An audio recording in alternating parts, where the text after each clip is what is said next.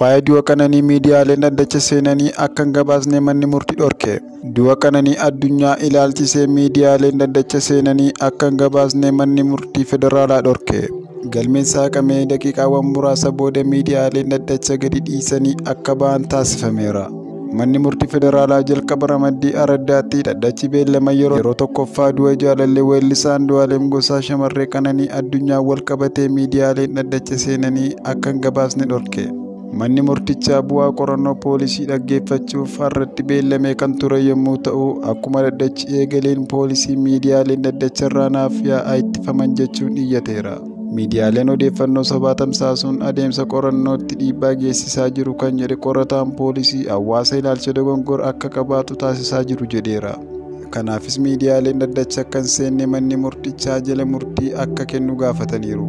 Iyyata poolisiin dhiyeesseen akka walii galan mana murtichaatti kan himan abukaattoo weellisaa Andu'aalem Gosaa miidiyaaleen odeeffannoo dhaddacha keessatti hin dubbatamne gabaasuun maatii shakkamaa fi isaan irratti dhiibbaa kan qabu ta'uu himan.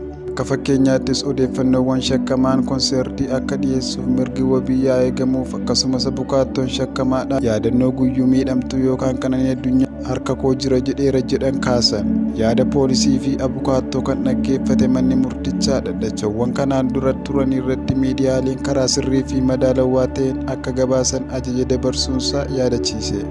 Ittaansuunis miidiyaaleen adeemsa qorannoo fi dhaddacha irratti dhiibbaa geessisaa jiru jechuun dhaddachi miidiyaaleef cufaa ta'ee akka adeemsifamu jala murtii dabarseera. Miidiyaaleen dhaddacha keessa turanis galmeen ilaalamee osoo hin xumuramin dhaddacha dhiisanii akka gadi ba'an ajajeera.